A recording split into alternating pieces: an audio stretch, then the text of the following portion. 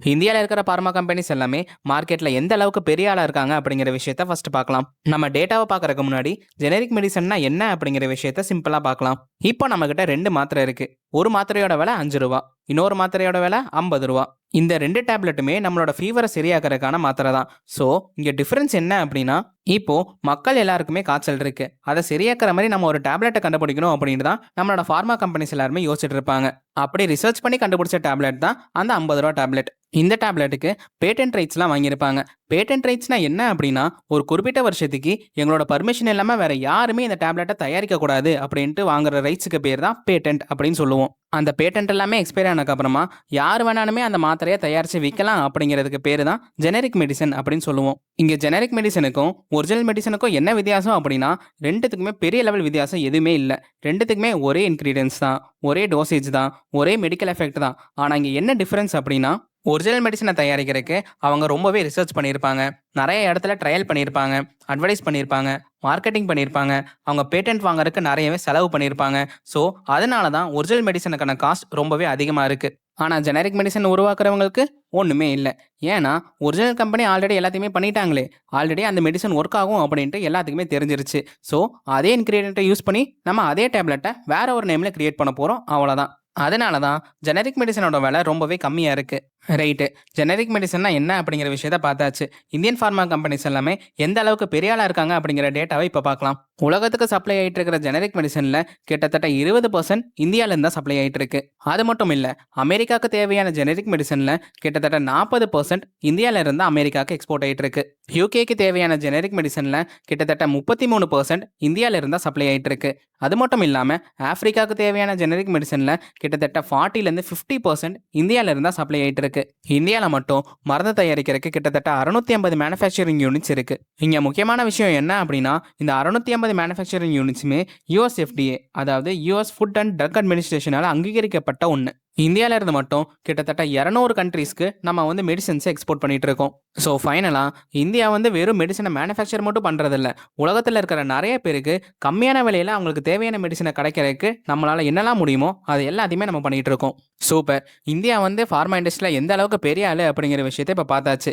இப்போது அது எல்லாத்தையுமே அவங்க எப்படி பண்ணுறாங்க, ஜெனரிக் மெடிசனை எப்படிலாம் அவங்க உருவாக்குறாங்க அப்படிங்கிற விஷயத்த ஒன் பை ஒன்னாக இப்போ பார்க்கலாம். ஜெனரிக் மெடிசனை உருவாக்குறதுக்கு 5 ஸ்டெப் இருக்குது. அதில் ஃபஸ்ட்டு ஸ்டெப் என்ன அப்படின்னா, ஒரிஜினல் பிராண்டட் மெடிசனை ஃபார்மசியில் போய் லீகலாக வாங்குவாங்க. ஸ்டெப் 2 என்ன பண்ணுவாங்க அப்படின்னா, வாங்கின மெடிசனை அனாலிசிஸ் பண்ணுவாங்க. இந்த மெடிசனில் என்னென்ன இன்க்ரீடியன்ஸ் யூஸ் பண்ணியிருக்காங்க, என்னென்ன ஆக்டிவ் மாலிகூல்ஸ் அந்த நோயை எதிர்த்து போராடுது, இந்த மெடிசனை எதால் கோட் பண்ணியிருக்காங்க அப்படின்ட்டு கம்ப்ளீட்டாக ஒன் பை ஒன்னாக ஸ்டடி பண்ணுவாங்க. ஃபைனலாக இந்த மெடிசன் எப்படிலாம் வேலை செய்யுது அப்படிங்கிற விஷயத்தை தெரிஞ்சதுக்கு அப்புறமா ஸ்டெப் 3ல நம்ம இந்த மெடிசனை எப்படி நம்ம ரிவர்ஸ் இன்ஜினியரிங் பண்ணலாம் அப்படிங்கிற விஷயத்தை பற்றி யோசிப்பாங்க. ஸ்டெப் 3ல Indian pharma companies original brand அந்த மெடிசனை எப்படி உருவாக்கியிருக்காங்களோ அதே மாதிரி ப்ராசஸில் நம்மளால் உருவாக்க முடியாது. ஏன்னா அது எல்லாமே பேட்டன்ட் ரைட்ஸ். ஸோ நம்ம எப்படி வேற எந்த மெத்தடில் இந்த மெடிசனை உருவாக்கலாம் அப்படிங்கிறத பற்றி தான் நம்மளோட இந்தியன் சயின்டிஸ்ட் எல்லாருமே யோசிக்க ஆரம்பிப்பாங்க. இது எல்லாத்தையுமே சால்வ் பண்ணி அவங்க ஒரு வழியாக மெடிசனை தயார் பண்ணதுக்கப்புறமா அடுத்து என்ன பண்ணுவாங்க அப்படின்னா, அந்த மெடிசனை டெஸ்ட் பண்ணி பார்ப்பாங்க.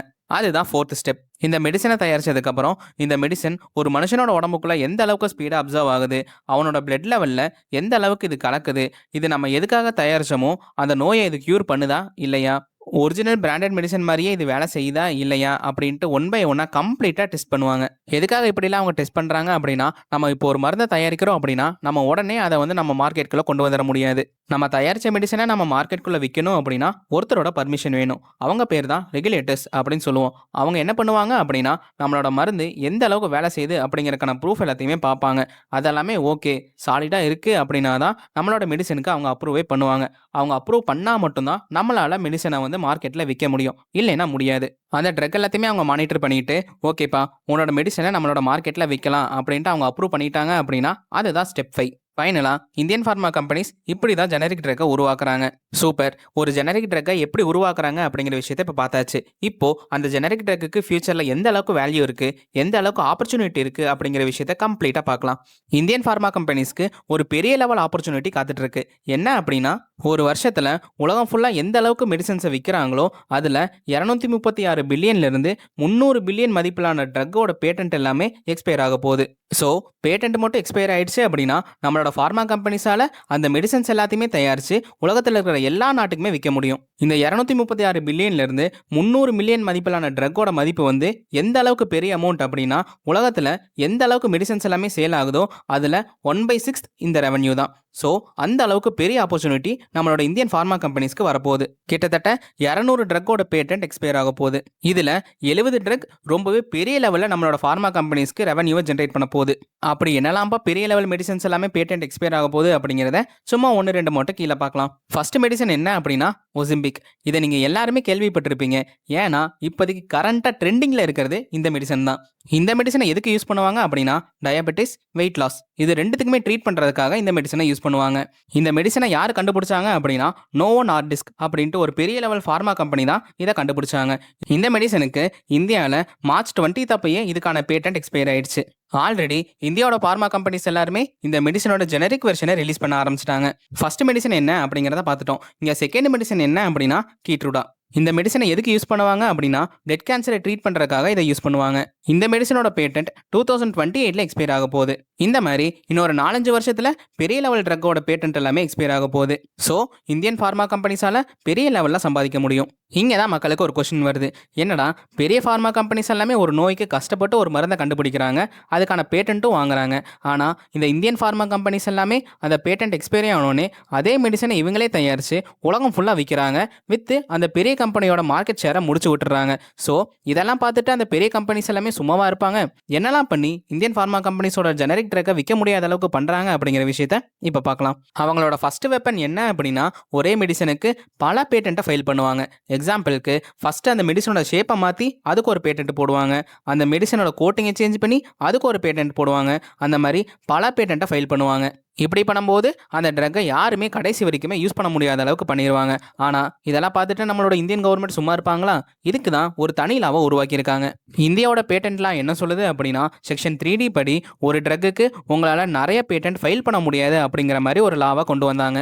ஸோ அதனால் அவங்களோட ஃபர்ஸ்ட் வெப்பன் இந்தியாவில் செல்லுபடி ஆகாது. அவங்களோட செகண்ட் வெப்பன் என்ன அப்படின்னா இப்போ வந்து இந்தியன் ஃபார்மா கம்பெனிஸ் ஒரு மருந்துக்கு ஜெனரிக் வெர்ஷனை கண்டுபிடிச்சிட்டாங்கன்னு வச்சுக்கோங்க. அந்த மெடிசனை நம்ம மார்க்கெட்டில் விற்கணும் அப்படின்னா நம்ம US FDA பர்மிஷன் வேணும். ஸோ அவங்களோட பர்மிஷன் வேணும் அப்படின்னா நம்மளோட ட்ரக் எப்படிலாம் ஒர்க் ஆகுது அப்படிங்கிறதுக்கான நம்மளோட ப்ரூஃபை வந்து அவங்க கிட்ட சப்மிட் பண்ணணும். அந்த ப்ரூஃபில் தான் இந்த மெடிசன் எப்படிலாம் ஒர்க் ஆகுது, இந்த மெடிசனில் நம்ம என்னெல்லாம் யூஸ் பண்ணியிருக்கோம் அப்படிங்கிற எல்லா டீட்டெயில்ஸுமே இருக்கும். ஸோ பெரிய கம்பெனிஸ் எல்லாமே இங்கே பாடுறா நம்ம யூஸ் பண்ண அதே ஃபார்முலாவை இந்தியன் ஃபார்மா கம்பெனிஸும் யூஸ் பண்ணி நம்மளோட மெடிசனே தயாரிச்சிருக்காங்க அப்படின்ட்டு கண்டுபிடிச்சிட்டாங்க அப்படின்னா அவங்க வந்து கேஸ் ஃபைல் பண்ணிடுவாங்க. அப்படி மட்டும் பண்ணிட்டா குறிப்பிட்ட மருந்தை மட்டும் இந்தியன் ஃபார்மா கம்பெனிஸால் அமெரிக்காவில் விற்க முடியாது. நம்ம எல்லாத்துக்குமே தெரியும் இந்தியன் ஃபார்மா கம்பெனிஸ்க்கு அமெரிக்கா தான் பெரிய லெவல் மார்க்கெட். ஸோ அவங்க இதை பிளாக் பண்ணாங்க அப்படின்னா நம்மளோட இந்தியன் ஃபார்மா கம்பெனிஸ்க்கு ரொம்பவே கஷ்டமான ஒரு விஷயம் தான். அவங்களோட தேர்ட் வெப்பன் என்ன அப்படின்னா US கவர்மெண்ட் மூலிமா இந்தியன் கவர்மெண்ட்டை ப்ரெஷர் பண்ணுறது. எங்களோட US சயின்டிஸ்ட் எல்லாமே கஷ்டப்பட்டு ஒரு மெடிசனை கண்டுபிடிச்சா இந்தியன் ஃபார்மா கம்பெனிஸ் எல்லாமே அதை ஈஸியாக ஜெனரிக் வெர்ஷனாக மாற்றி நீங்கள் மார்க்கெட்டில் வித்துட்டு இருக்கீங்க, இந்த மாதிரி பண்ணுறதை நிறுத்திக்கோங்க, இல்லை அப்படின்னா நாங்கள் ட்ரேட் ரிலேட்டடாக நாங்கள் ரெஸ்ட்ரிக்ஷன்ஸ் போடுவோம் அப்படின்ட்டு மிரட்டுறது. அவங்களோட ஃபோர்த் வெப்பன் என்ன அப்படின்னா நாங்கள் கஷ்டப்பட்டு கண்டுபிடிச்ச மெடிசன்ஸ் எல்லாத்தையுமே உங்களோட லா வந்து அதை ப்ரொடெக்ட் பண்ணல அப்படின்னா நாங்கள் ஃபியூச்சரில் ஏதாச்சும் ஒரு புது மெடிசனை கண்டுபிடிச்சா உங்கள் நாட்டில் அதை விற்க மாட்டோம் அப்படின்ட்டு மிரட்டுவாங்க. அவங்களோட ஃபிஃப்த் வெப்பன் என்ன அப்படின்னா இது செயல்படுத்துறதுக்கு அவங்களுக்கு ரொம்பவே டைம் ஆகும், ஆனால் ரொம்பவே பவர்ஃபுல்லான ஒன்று. அப்படி என்ன பண்ணுவாங்க அப்படின்னா இந்தியன் கவர்மெண்ட்டில் இருக்கிற பெரிய பெரிய பொலிட்டீஷியன்ஸ், கவர்மெண்ட் பாலிசியை உருவாக்குறவங்க, கவர்மெண்ட் பாலிசியை கொண்டு வர்றவங்க, இந்த மாதிரி பெரிய இடத்துல இருக்கிறவங்க எல்லாத்தையுமே ரொம்பவே டீப்பாகவே ஃப்ரெண்ட்ஷிப்பை கிரியேட் பண்ணி வச்சுப்பாங்க. ஸோ ஃபியூச்சரில் அவங்க மூலிமா லாவை வந்து இன்ஃப்ளூயன்ஸ் பண்ணுவாங்க. இந்த மாதிரி 5 வழிகளை யூஸ் பண்ணி நம்மளோட ஜெனரிக் மெடிசன் மார்க்கெட்டில் வராமல் பார்த்துப்பாங்க. சூப்பர். இப்போ வரைக்கும் நம்ம நிறைய விஷயங்களை பார்த்தோம். ஸோ இதனால எனக்கு என்னெல்லாம் பெனிஃபிட் இருக்குது அப்படிங்கிற விஷயத்தை இப்போ பார்க்கலாம். நம்ம எல்லாத்துக்குமே தெரியும் இந்தியாவில் இருக்கிற டோட்டல் பாப்புலேஷனில் middle class, lower middle class இவங்க 2 பேர் தான் அதிக லெவலில் இருக்காங்க. ஸோ அவங்க எல்லாத்துக்குமே ஒரு மெடிக்கல் பில் வந்துச்சு அப்படின்னா அவங்களால பிராண்டட் ட்ரக் வாங்க முடியாது. ஏன்னா அது எல்லாமே ரொம்பவே காஸ்ட்லியாக இருக்கும். ஸோ இந்த மாதிரி கஷ்டப்படுறவங்களுக்கு எல்லாத்துக்குமே இந்த ஜெனரிக் ட்ரக் ரொம்பவே ஹெல்ப்ஃபுல்லாக இருக்கும். இந்தியாவில் மட்டும் இல்லை, உலகத்தில் கிட்டத்தட்ட 2 பில்லியன் மக்கள் அவங்களுக்கு தேவையான மெடிசன் கிடைக்காம கஷ்டப்பட்டுட்டு இருக்காங்க. ஏன்னா அதுக்கான விலை எல்லாமே ரொம்பவே அதிகமாக இருக்குது. அப்படிங்கும்போது அவங்களால வாங்க முடியாமல் கஷ்டப்பட்டுட்டு இருக்காங்க. அவங்க எல்லாத்துக்குமே மருந்து ஈஸியாக கிடைக்கிற மாதிரி இந்த ஜெனரிக் வெர்ஷன் ரொம்பவே ஹெல்ப்ஃபுல்லாக இருக்குது. இந்த மாதிரி நிறைய நல்ல விஷயங்கள் இருக்குது. அவ்வளோதான் ஃப்ரெண்ட்ஸ், இந்த வீடியோவோட கன்க்ளூஷன் பார்ட்டுக்கு வந்தாச்சு. உங்களுக்கு இந்த வீடியோ பிடிச்சிருந்துச்சு அப்படின்னா லைக் பண்ணுங்கள், ஷேர் பண்ணுங்கள் அண்ட் கமெண்ட் பண்ணுங்கள். உங்களுக்கு வேறு ஏதாச்சும் டாபிக் வேணும் அப்படின்னாலும் அந்த டாப்பிக்கை நீங்கள் கமெண்ட் பண்ணுங்கள். நான் முடிஞ்ச அளவுக்கு அதுக்கு வீடியோ போட ட்ரை பண்ணுறேன். தேங்க்யூ.